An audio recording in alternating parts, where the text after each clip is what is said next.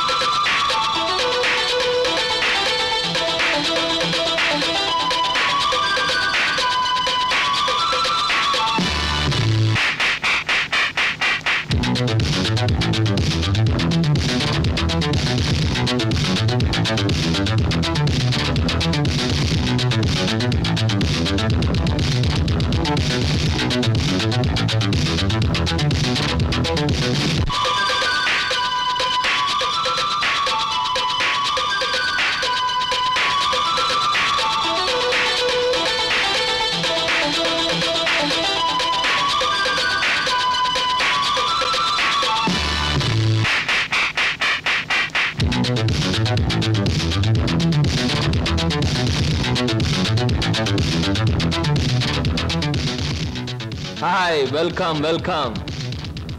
ఏమిటి డాన్సులు గెంతులను చూస్తున్నారా? మేమంతా సరదా కోసం ఈ డాన్స్ చేయట్లేదండి. విరాట మహారాజు నర్తనశాల చూసే వాళ్లకు నాట్యమందిరంలా కనపడవచ్చు, కానీ అదే పాండవులకు ఆశ్రయం ఇచ్చింది, పాపాత్మునైన కీచకుడిని పతనం చేసింది. ఇది అంతేనండి, ఎంతో మంది నిరుద్యోగులకు ఆశ్రయం, నిరుత్సాహమైన కీచకుడి పతనం. అందుకే దీని పేరు నర్తనశాల అని పెట్టాం. మేమంతా చదువుకొని ఉద్యోగాలు రాక, బల్ల కింద లంచాలు ఇవ్వలేక, మంత్రి గారి రికమెండేషన్ తేలేక, నిరుత్సాహంతో చావలేక, దాన్నే ఉత్సాహంగా మార్చుకొని స్టేజ్ పర్ఫార్మెన్స్ ఇస్తూ ఆ ఆదాయాన్ని పంచుకుంటున్నాం. మీరు మా జాతి వాళ్ళే అని పసిగట్టి మిమ్మల్ని మా నర్తనశాలకు ఆహ్వానించాం. అంటే మీరు నాకు ఇస్తానన్న ఉద్యోగం ఇదా? అవునండి. మరి నాకు డాన్స్ రాదే? మా నర్తనశాలలో అడుగు పెట్టినప్పుడే మీకు సగం డాన్స్ వచ్చినట్టు. I'm the master, you are the student, we are the best. ఏమయ్యా సార్, ఈ రామాపురంలో భూములు అమ్మేస్తేనే బెటర్ అనుకుంటాను. మంచిది అనుకుంటే అలాగే చేయండి సార్. సార్, పొద్దుటి నుంచి అబ్బాయిగా నన్ను చంపేస్తున్నారండి. దేనికి? ఏదో ముఖ్యమైన విషయం మాట్లాడాలంట. అలాగే అడగమను. Good morning daddy. Good morning daddy. అది రే, మగవాడికి పెరిగితనం అసహ్యమైన లక్షణం. ఏమిటో చెప్పు. అది చెప్పా. అదే డాడీ, ఫియట్ కార్ తీసుకెళ్తాను. అలాగే తీసుకెళ్ళు. అంతేనా? అంతేనా అంటే డాడీ, డ్రైవర్ లేకుండా వెళ్తాను. అమ్మయ్యా, ఎంతకాలానికి ఓ మంచి మాట విన్నానరా నీ నోటమట. ఈ మాత్రం చెప్పడానికి ఇంత భయం అయితే రేపు పొద్దున్న ఈ ఆస్తి ఫ్యాక్టరీలు ఎలా చూసుకుంటావురా? అప్పుడు చాలా ధైర్యం వచ్చేస్తుంది డాడీ. ఎందుకనో? అప్పుడు నువ్వు ఉండవుగా. అయ్య బాబోయ్, దండాలు దండాలు. ఫియట్ కార్లో వెళ్తున్నాను. ఎలాంటి బాబు? అయ్యా, ధర్మ ప్రభువులు. ఏం నాగయ్య, పిల్లలు బాగున్నారా? తమ దయ వల్ల అంతా చల్లగా ఉన్నారు బాబు. చీరుగాడు పెద్ద ఇంజనీర్ చదువుతున్నాడండి. లక్ష్మి ఇంటర్ చదువుతాందండి. అన్ని ఫస్ట్ క్లాసులే. 15 రోజుల్లో ఏవో పరీక్షలు జరుగుతాయంట. కాత ఫీజు అది. దానికి అంత మొమ్మాట పడతావు ఏమిటయ్యా? ప్రతి నెలా పట్టుకెళ్తున్నావుగా. ఎంత కావాలి? 1747 రూపాయలు 52 పైసలండి. దారి ఖర్చులు తమదయ్యా. ఓ 2000 రూపాయలు ఇచ్చి పంపు. అయ్యా, మీది మనసు కాదండి, ఎన్నపోస. మీరు లేకపోతే ఆ పిల్లలు రోడ్లు అమ్మట అడుక్కు తినేవాళ్ళు. అది సరేగా నాగయ్య, ఇన్నేళ్ళైనా పిల్లల యోగక్షేమాలైతే నాకు చెబుతున్నావు గాని వాళ్ళని ఒక్కసారి కూడా చూపించలేదు. పిల్లల్ని ఒకసారి చూడాలనుంది. చూపిస్తానయ్యా, తప్పకుండా చూపిస్తాను. తమరు గర్వపడేలాగా చూపిస్తాను. ఈ చల్లన్నేళ్ళలో పెరిగిన 2 మొక్కలు సెటిల్ అయిన వెంటనే, అంటే వాళ్ళ చదువు పూర్తయిన వెంటనే మీకు చూపిస్తానయ్యా. పెళ్లి చేసుకుని ఇల్లు కట్టుకుని హాయిగా ఫియట్ నడపాలో.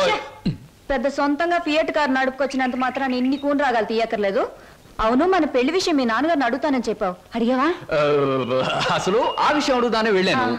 పెళ్లి చేయి డాడీ అని బదులు ఫియటీ డాడీ అని వచ్చింది. ఆయన ఇచ్చారు, నేను వచ్చాను. పెళ్లి కాకుండా కొడతావేంటి? బాగుండదు.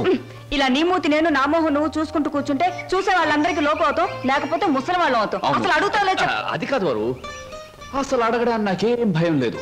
కానీ పెళ్లి మాట ఎత్తేసరికి ఒప్పుకుంటారో లేదో అని భయం వేసి నోట్లోంచి రకరకాల మాటలు వస్తున్నాయి, కానీ మన పెళ్లి మాట రావట్లేదు. నువ్వు ఎలాగో అడగలేవు, నేను చెప్పేది విను. అలాగే. మా అన్నయ్య డాన్స్ ప్రోగ్రామ్ అవగానే చాలా హ్యాపీగా ఉంటాడు. ఈ నెల 10వ తేదీన హోటల్ కోరమండలో మా అన్నయ్య డాన్స్ ప్రోగ్రామ్ ఉంది. నువ్వు ఆయన దగ్గరికి వెళ్ళి ఏమండి మీ చెల్లెల్ని నేను ప్రేమించాను పెళ్లి చేసుకుంటాను అని అడగాలి. అది కాదు, మీ అన్నయ్య మంచి బాడీ బిల్డర్, వెయిట్ లిఫ్టర్ అని విన్నాను. నన్ను గాని కోడితే రేపు నువ్వు దెబ్బలు తగిలి హాస్పిటల్లో పడుంటావు కదా, అప్పుడు నేను చూడటానికి వస్తాడు, అప్పుడు అడుగు. డాన్స్ ప్రోగ్రామ్ అయిన తర్వాత అడగడం better. God is there. 1 2 3 4 1 2 1. Shambhu Shankara, నాకు ఆటలన్నా పాటలన్నా ఆట పాట నేర్చిన అమ్మాయిలన్నా ఉర్రి పూసుకుని చచ్చిపోయేంత ఇష్టం. ఓహో, మీ నాట్యం అమోఘం, అద్భుతం. నమని మీ నాట్యాన్ని చూస్తే ఆత్మహత్య చేసుకుని చచ్చిపోతుంది. కోయిల మీ పాట వింటే ఉర్రి పూసుకుని చచ్చిపోతుంది. కోడి పుంజు పెట్ట మీ వయ్యారాన్ని తిలకిస్తే తేనె పట్టంత గుడ్డు పెడుతుంది. ఆవు మీ వయ్యారాన్ని తిలకిస్తే 1 లీటర్కు బదులు 6 లీటర్ల పాలు ఎక్కువ ఇస్తుంది. గాడిదలు మీ అందాన్ని చూస్తే గుర్రాలైపోతాయి. అందుకే నా బిరుదు బంధులకు బంధు, బిందులకు బిందు, గళ బంధు. పదవే. ఒరే నిశాచరా, నేను చెప్పినవన్నీ ఆ అమ్మాయికేగా? అవునండి. మరి ఆ పిల్లలా వెళ్ళిపోయింది. ఈ మధ్య ఆడాళ్ళకి శివుడు ఎక్కువైందని పేపర్లో చదివాను.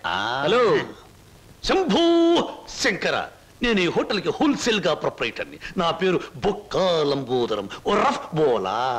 ఏమిటి గోల? జాగీల చెప్పెద గిలగిల బిలబిల. ఓ, మీ నాట్యం అమోఘం, అద్భుతం. ఆ అడుగులో జిడుగు, అందమైన మడుగులో వెన్నెల కదం తొక్కుతూ. ఓ, ఏ మా కదలికలు, భంగిమలు, భుంగిమలు, మీకివే మా జోహాలు.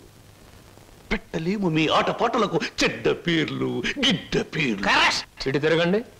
Thanks very much sir. ఏమిటయ్యా అది? మీరు డాన్స్ బాగా చేశారండి. Thank you sir. Me steps కూడా అదిరిపోయండి. అదేంటయ్యా, స్టేజ్ బానే ఉందిగా. మీరు బాలే జోకులు వేస్తారండి. I'm sorry sir. మరి మిమ్మల్ని ఒకటి అడగాలండి. ఏమిటయ్యా అది? అదే మీ చెప్పు. అదేనండి, మీ ఆటోగ్రాఫ్ కావాలండి. ఓహో, ఆటోగ్రాఫా? ఏం చేస్తారు ఈ ఆటోగ్రాఫ్ తో? ఇంటికి వెళ్ళండి, చూసుకుంటానండి. దాని తర్వాత మళ్ళీ చూసుకుంటానండి. బాగా చూసుకో. అలాగే. అడిగావు మా అన్నయ్యని? అడిగాను, ఇచ్చారు. ఏమిటి, మన పెళ్లికి పర్మిషనే? కాదు, ఆయన ఆటోగ్రాఫ్. అయ్యో, వెనకటికి నీలాంటి బుచ్చిబాబే బజార్కి వెళ్ళి బీరకాయలు పట్టరారంటే చెట్టెక్కి చింతకాయలు కోసుకొచ్చాడంట. అలా ఉంది నీ తంతు శంభులింగం. ఇదిగో, నా పేరు శంభులింగం కాదు, వాసిరెడ్డి సుబ్రహ్మణ్యేశ్ రాజేష్ చక్రవర్తి. మా అన్నయ్య దగ్గరికి వెళ్ళి మన పెళ్లికి పర్మిషన్ తీసుకొచ్చేంత వరకు నిన్ను నీ పేరుతో పిలవకుండా నాకు ఇష్టం వచ్చిన పేరుతో పిలుస్తాను. పిచ్చేశ్వరరావు. అబ్బా, ఈ పేర్లు బాధ నేను భరించలేకపోతున్నాను. ఈసారి డెఫినెట్ గా వెళ్ళి తెస్తాను, లేదా మీ అన్నయ్య ఆటో కింద పడి చస్తాను. తెచ్చి చూపించు శంభులింగం. మళ్ళీ ఇదేమిటి? పోని సెటగోపచారి. నీ పేరు ఎనిమిదాకుల వెంకట్రావు, అవునా? అవును సార్. ఎనిమిదాకులు అని ఎందుకు పెట్టుకున్నావు? ఏడాకులను ఎందుకు పెట్టుకోలే? నే చెబుతా, 7 ఆకులు చదివిన కంటే ఇంకో ఆకు ఎక్కువ చదువు ఉంటారు ఈ లోన్సం వాళ్ళు. ఒరే ఎనిమిదాకులు, నువ్వేదో గొప్పవాడివని నిన్ను ఇక్కడికి పిలిపించలేదు.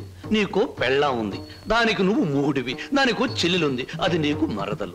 అందమైన మరదలు, హంసలాంటి మరదలు, యువకుల హృదయాలను కదిలించి హింసలాంటి మరదలు. నువ్వు పరమహంసవి. ఆ మరదలికి పెళ్లి చేయలేకపోవడం పరమహింస లాంటిది. దానికి పెళ్ళి ఏంటండి? చూస్తాను ₹10 దొరికితే పెళ్లి చేస్తాను, లేదని నేనే కట్టేసుకుంటానండి. ఒరే ఎనిమిదాకుల వెంకట్రావు, ఇంకొక్కసారి ఆ కోత కూసావంటే నిన్ను ఎండుటాకులు చేసి అగ్గిపుల్ల గీసి ముట్టించేస్తే మాడి మసిపోతావు. సమస్య ఆవేశపడండి. మొన్నసారి ఇలా ఆవేశపడి పిల్లరిస్తే కుక్కను చంపేశారు. నీ మరదలకి వెంటనే పెళ్లి చేయబో. నేనెలా చేయగలండి? ఇలా ఈ డబ్బు రేపు నీ మరదలి పెళ్లి ఖర్చులకు గాను, నీ మరదలికి నేను నిర్ణయించబోయే ఉత్తమ పురుషులతో పెళ్లికి ఒప్పుకొనుటకు గాను. అందువల్ల మీ ప్రయోజనం ఏంటండి? తాజ్ మహల్ మీద తాటికాయ పడినా పర్వాలేదు గాని ఈడుచ్చిన ఆడపిల్ల మీద ఈగ బారినా ఒప్పుకోను. 10 మంది ఆడదాన్ని 10 రకాలుగా అనుకుంటే 20 రకాలుగా నాకు అవమానంగా ఉంటుంది, 30 రకాలుగా బాధగా ఉంటుంది, 100 రకాలుగా నా మనసు చెడిపోతుంది. అందుకే చెయ్యాలి పెళ్లి. సిద్ధం చెయ్యి, వెంటనే వెళ్ళి. అలాగేనండి. అంటే దీని ఆంతర్యమైన సమాచారా? నిశాచరా, ఎలాగూ ఆ పిల్ల మన వంటి మూతి ముక్కు కిరికిరా తిప్పుతుంది. అందుకే ఒక విధవని రెడీ చెయ్యి. ఆ వెధవని దానికి కట్టి పెట్టేద్దాం. ఆ తరువాత వాడిని పక్కకు నెట్టేద్దాం. ఆ తరువాత దాన్ని మన పక్కలో చుట్టేద్దాం. అంటే చేపను పట్టేది వాడు, పులుసు వండుకు తినేది మనం.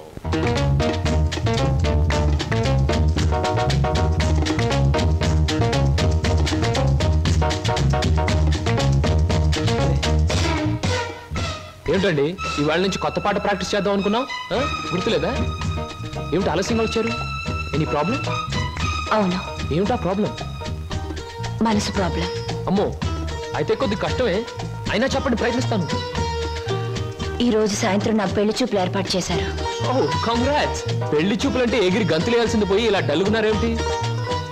ఇష్టమైనప్పుడు ఇష్టమైన వాడైనప్పుడు ఎగురు గంతయొచ్చు. అయితే మీకు ఇష్టం లేని పెళ్లి చేస్తున్నారన్నమాట. నీకు పని చేయండి, మీకు ఇష్టమైన వాడి దగ్గరికి వెళ్ళి, ఒరే అబ్బాయి నన్ను ఒక్కొక్కడికి ఇచ్చి పెళ్లి చేస్తున్నారు, వచ్చి కాపాడుకొని చెప్పండి, అంతే. చెప్పొచ్చు, అతనంటే నాకు ఇష్టమే. మరి నేనంటే అతనికి ఇష్టం ఉందో లేదో తెలుసుకోవద్దు? తెలుసుకోండి. తెలుసుకోవాల్సిన బాధ్యత నాది కాదు, అతందే. మీరు చెప్పకపోతే అతనికి ఎలా తెలుస్తుంది పాపం? తెలుసుకోపోతే అతనే మగాడండి. నాకు ఈ పెళ్లి ఇష్టం లేదు. అతను తప్ప నన్ను ఆదుకునే వాళ్ళు మరెవ్వరూ లేరు. ఏం జరుగుతుందో అదే జరుగుతుంది. ఒకటి మాత్రం గుర్తుంచుకోండి, ఆడది తనకి ఇష్టమైన మగాడి దగ్గరే మనసు విప్పి చెప్తుంది.